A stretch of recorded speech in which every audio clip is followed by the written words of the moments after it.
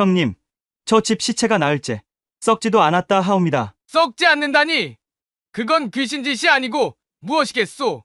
밤마다 이상한 울음소리도 들린다 하더이다. 이런 흉흉한 때에 마을에 재앙이 드는 것은 아닌지 모르겠소. 그해 겨울 홍역이 돌았습니다.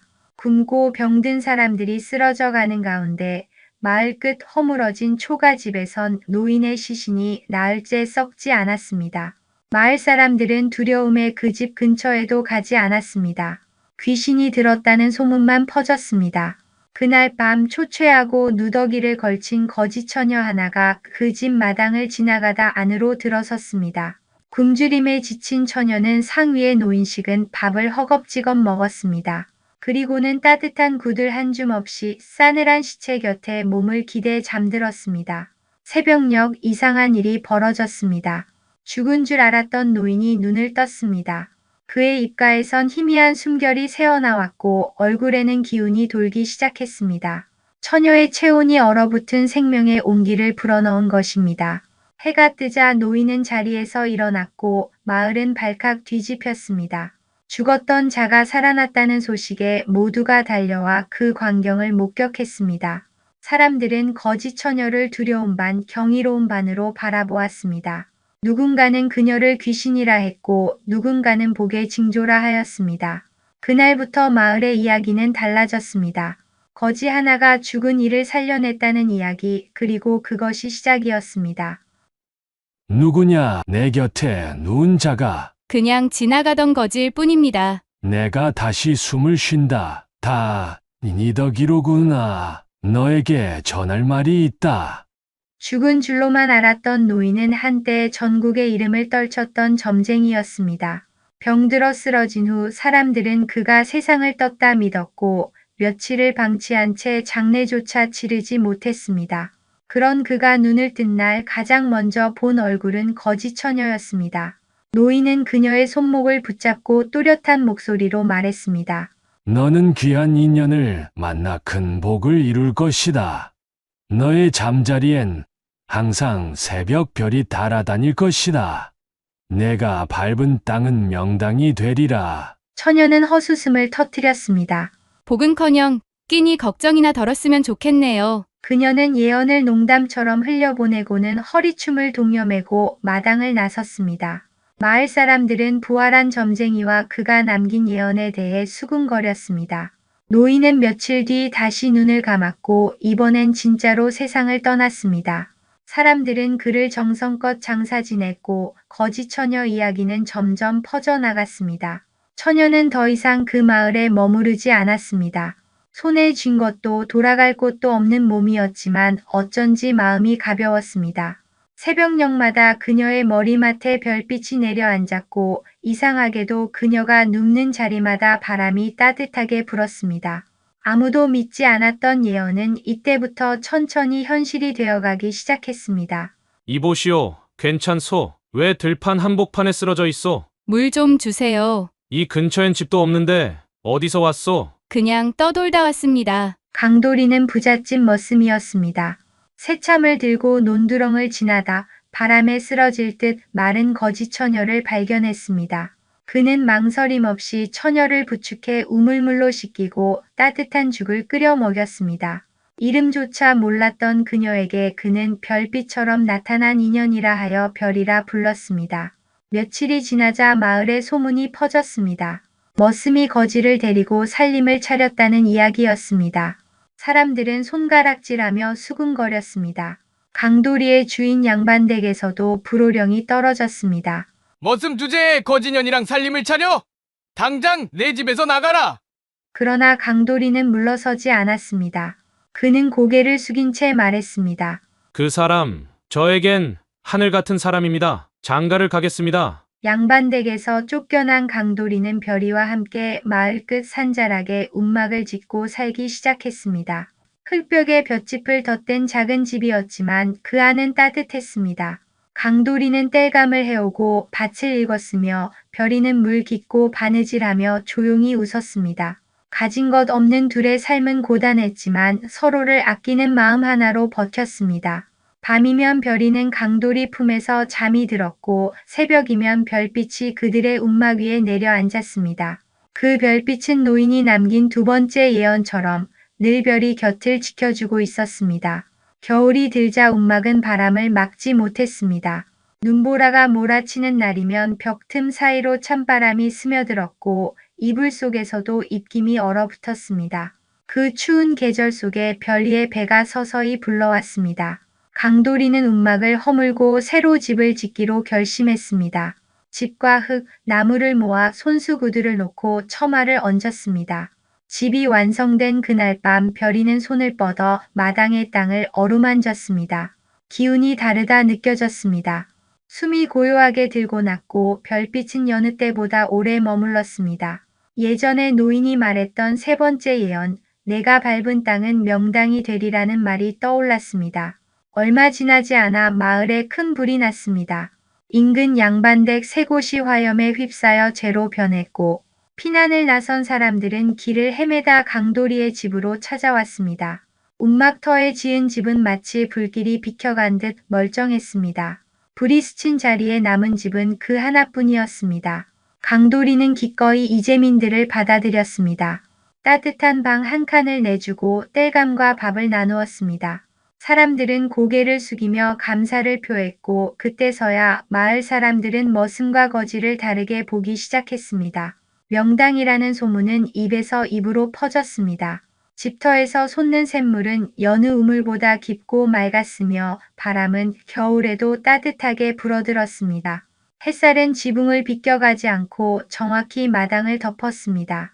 별이가 앉아있는 자리마다 기운이 맑고 편안하다는 말이 나돌기 시작했습니다. 사람들은 더는 그들을 조롱하지 않았습니다. 오히려 터 한 자락을 나눠받고 싶다며 땅값을 묻기 시작했습니다. 하지만 강돌이는 웃으며 고개를 저었습니다. 이 땅은 별이가 처음 잠든 자리이며 하늘이 내려준 복이라 여겼기 때문입니다. 그 집은 점차 마을의 중심이 되어갔습니다. 그리고 모두가 모르게 전설은 거기서 시작되고 있었습니다. 장날 아침 별이는 장터에 나가 쌀과 천을 사고 있었습니다. 그때 한 노파가 그녀를 스쳐 지나가다 걸음을 멈추고 돌아보았습니다. 노파는 한참을 별이의 얼굴을 바라보다가 입술을 떨며 무언가를 중얼거렸습니다. 그녀의 눈빛은 놀람과 회한으로 가득 차 있었습니다. 노파는 예전 공씨 집안의 유모였습니다. 수십 년 전 전란 속에서 공씨 가문의 손녀가 실종된 사건이 있었습니다. 별이의 눈매와 귓불, 미간의 점까지 모두 잃어버린 그 손녀와 닮아 있었습니다. 노파는 별이를 따라가며 사람들에게 말했습니다. 그 아이는 분명히 공씨 집안의 핏줄이라고 했습니다. 별이는 처음 듣는 이야기 앞에 당황했지만 마음 한구석에 남아있던 어린 시절의 희미한 기억이 어렴풋이 떠올랐습니다. 큰 기와집 마당, 붉은 저고리, 늘 그녀를 안아주던 여인의 손길 같은 것들이 조각처럼 스쳐 지나갔습니다. 며칠 뒤 별이는 공씨 집안이 머물고 있다는 고을로 향했습니다. 공씨 집안의 친척들은 별이의 등장에 당혹스러워했지만 그리 반가워하지는 않았습니다. 실종된 손녀가 살아 돌아왔다는 사실보다 지금의 신분과 행색이 그들에게는 더 큰 문제였습니다. 양반이었을 피가 거지 출신이라며 헛되이 섞였다고 수군댔고 일부는 대놓고 자리를 피했습니다. 별이는 그들에게 무언가를 요구하지 않았습니다. 다만 스스로의 뿌리를 확인하고 싶었을 뿐입니다. 공씨 집안이 자신을 외면하자 별이는 그곳을 조용히 떠났습니다. 돌아오는 길 그녀는 강돌이와 움막을 떠올리며 마음을 다잡았습니다. 그녀는 비로소 알게 되었습니다. 피가 아니라 삶이 사람을 만든다는 것을, 자신은 어디서 태어났든 지금의 자리에서 누군가의 아내로, 아이의 어미로 마을 사람들에게 복을 나누는 사람으로 살아가고 있다는 사실이 더 중요하다는 것을 깨달았습니다. 그날 이후 별이는 과거를 잊지 않았지만 붙들지도 않았습니다. 그녀의 걸음은 다시 명당으로 향했습니다. 그곳에서의 삶은 곧 그녀가 만들어갈 운명이었습니다. 산자락 명당에서의 삶은 강돌이와 별이를 조금씩 바꾸어 놓았습니다. 움막을 짓던 소는 이제 논두렁을 고르고 강에서 돌을 날라 집터를 닦았습니다. 별이는 그가 다녀온 자리마다 물길을 확인하고 바람을 살피며 그 땅의 기운을 짚었습니다. 두 사람은 눈에 보이지 않는 흐름을 믿고 땀 흘리며 땅을 일구었습니다. 강도리는 마을에서 천안머슴이라 불렸던 사람이었습니다. 그러나 그가 한 사람씩 도우며 품앗이를 시작하자 사람들의 눈이 바뀌기 시작했습니다. 가뭄이 들어도 강도린의 우물은 마르지 않았고 그의 노는 늘 수확이 좋았습니다. 일할 곳 없는 젊은이들이 그를 찾아와 논을 함께 일구었고 강도리는 품삯을 나눠주며 일을 가르쳤습니다. 별이는 그런 강도리 곁에서 마을의 지형을 살피며 조용히 말을 보탰습니다. 이 자리에 길을 내면 물이 고이지 않는다. 저 언덕 아래 집을 지으면 병이 들지 않는다. 처음엔 우연이라 여긴 마을 사람들도 시간이 지날수록 별이의 말에 귀를 기울이기 시작했습니다. 머지않아 사람들은 중요한 결정을 앞두고 강도리를 먼저 찾아가 조언을 구했습니다. 누구네 소가 병들면 별이가 물맛을 받고 누구네 자식이 병석에 누우면 별이의 손길을 바랐습니다. 강도리와 별이의 집은 점차 마을의 중심이 되었습니다. 도움을 받는 이들은 떡이며 쌀을 들고 찾아왔고 그들의 손길로 집 주변에는 울타리가 생기고 나무가 심어졌습니다.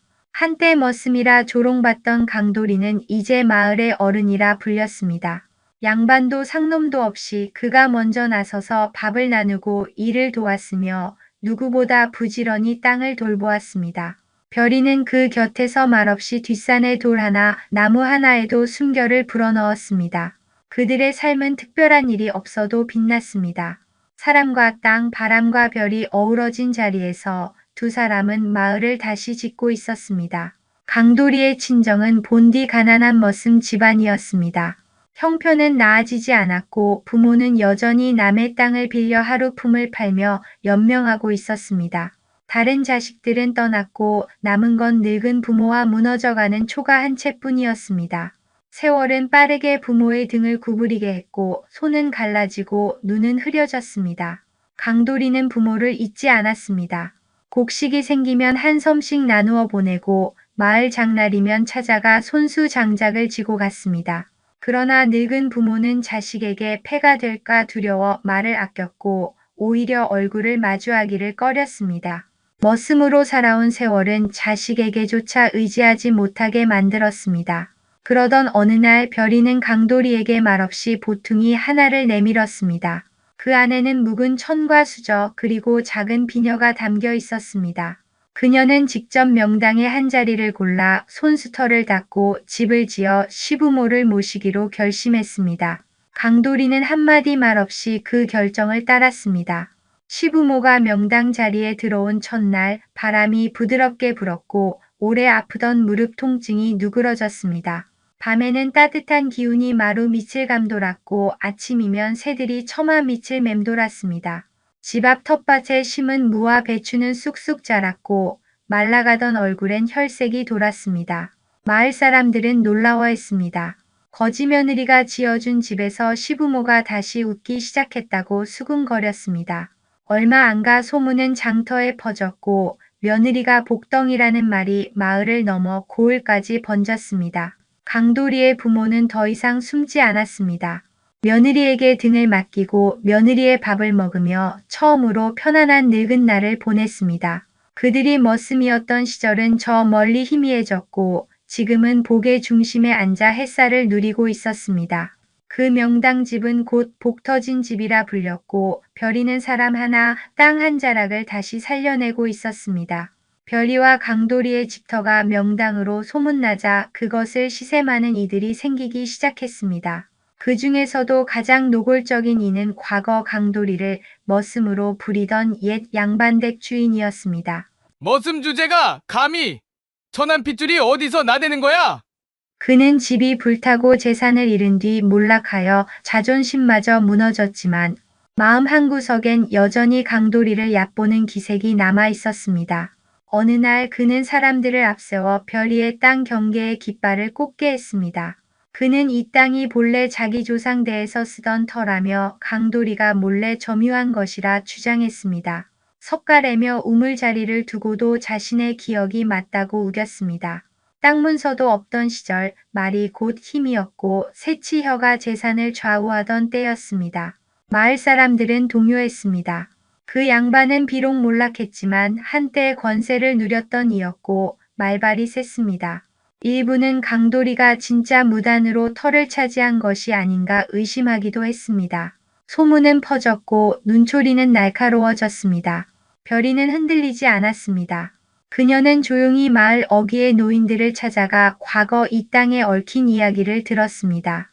누구의 소밧줄이 묶였고 어느 집의 담장이 어디까지 이어졌는지 기억을 이어 맞추었습니다.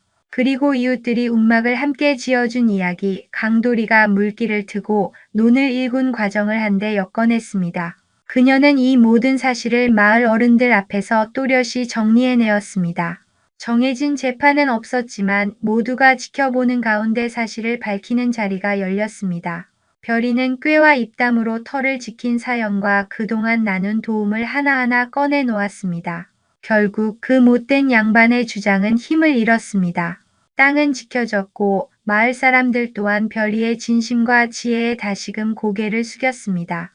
머슴과 거지라 불리던 부부는 이제 정의를 지켜낸 이로 존경받게 되었습니다. 그날 이후 그 땅은 단지 명당이 아닌 사람의 품이 깃든 자리라 불리게 되었습니다. 탐욕은 물러났고 별이는 다시 맑은 새벽의 기운 속으로 걸어 들어갔습니다. 세월은 고요하게 흘러갔습니다. 명당의 집에는 아이들 웃음소리가 끊이지 않았고 품앗이로 모인 이웃들의 손길은 마을을 살찌웠습니다.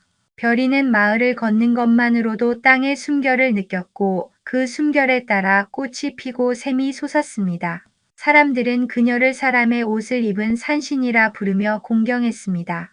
그러나 자연의 순리는 누구에게나 공평하였습니다. 어느 해 늦가을 별이는 서서히 기운을 잃기 시작했습니다. 얼굴에 핏기가 사라지고 손끝이 자주 떨렸습니다.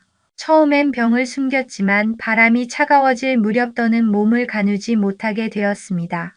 별이는 조용히 자리에 눕고 눈을 감은 채 오래도록 산자락을 바라보았습니다. 사람들은 매일같이 집 앞을 지켰고 아이들은 울음을 터뜨렸습니다. 강도리는 날이 저물어도 그녀 곁을 떠나지 않았습니다. 움막을 짓던 그 손으로 별이의 이마를 어루만지며 지난 시간을 되새겼습니다. 별이는 마지막 힘을 내어 자신이 묻힐 자리를 가리켰습니다. 마을이 내려다 보이는 뒷산 자락, 바람이 부드럽고 햇살이 오래 머무는 곳이었습니다. 그녀는 그 자리가 마지막 명당이라 말하며 그곳에 묻히고 싶다고 했습니다. 강도리는 무너지는 가슴을 안고 그 자리에 작은 묘를 세웠습니다. 흙을 덮고 돌을 올리고 묘비에 별이의 자리라 새겼습니다. 장례를 치른 그날 밤 묘 위로 은빛 별빛이 내려앉았습니다. 마을 사람들은 숨을 죽이고 그 빛을 바라보았습니다. 다음 해 마을에는 풍년이 들었습니다. 우물은 마르지 않았고 병든 이도 일어섰습니다. 사람들이 말하길 별이의 기운이 묘를 타고 마을을 감쌌다고 했습니다. 묘는 단순한 무덤이 아니라 복이 뿌리내린 자리로 여겨지기 시작했습니다. 별이는 비로소 자신이 남긴 마지막 별빛 속에서 마을과 함께 살아가고 있었습니다. 별이가 떠난 지 수십 년이 흐른 뒤에도 그녀의 이야기는 마을에서 잊히지 않았습니다. 뒷산의 작은 묘는 사람들이 부르는 이름을 얻었습니다. 복 터진 며느리묘라 불린 그곳은 처음엔 마을 사람들만 찾는 자리였습니다. 그러나 해를 거듭할수록 바깥 고을에서도 입소문을 타고 찾아오는 이들이 늘기 시작했습니다. 초가을 햇살이 퍼지는 날이면 며느리들이 삼삼오오 모여와 묘 앞에 절을 올렸고 이른 새벽엔 아이를 가지려는 부부가 두 손을 모았습니다. 장사를 준비하는 이들은 흙 한 줌을 떠가 행운을 빌었고 병든 이를 둔 가족은 묘 옆 바위에 기대어 밤을 지새웠습니다. 묘에서 뻗은 기운이 다정하게 마을을 감싸고 있었습니다. 후손들은 해마다 별이가 눈을 감은 날이면 정갈한 음식을 마련해 묘 앞에 올렸습니다. 집안 어른은 아이들에게 별이의 이야기를 들려주었습니다. 거지로 나타나 병든 이를 살리고 머슴과 짝을 이루어 마을을 일으키고 명당을 알아보며 복을 뿌린 여인이 있었다는 이야기였습니다. 이야기는 세월 따라 조금씩 모양을 달리하며 퍼져갔습니다. 어떤 이는 별이가 신선의 딸이었다고 했고 어떤 이는 별빛이 인간의 몸을 빌려온 것이라 믿었습니다. 그러나 모든 이야기 속에 공통으로 남은 것은 그녀가 한낱거지였으나 누구보다 고귀한 삶을 살았다는 점이었습니다. 묘 앞에 심어둔 나무는 수십 년을 자라 우거진 그늘을 만들었습니다. 바람은 늘 고요히 불었고 새들은 그 자리에 집을 틀었습니다. 마을은 더는 가난하지 않았으며 품앗이의 전통은 후손들 속에서도 살아 있었습니다. 사람들은 해마다 그날이면 묘 앞에 모여 작은 잔치를 열었습니다. 강도리와 별리의 삶을 기리고 서로에게 손을 내밀며 살아온 세월을 되새겼습니다. 땅은 여전히 숨쉬고 있었고 별이는 전설이 되어 모두의 마음속에 살아 있었습니다.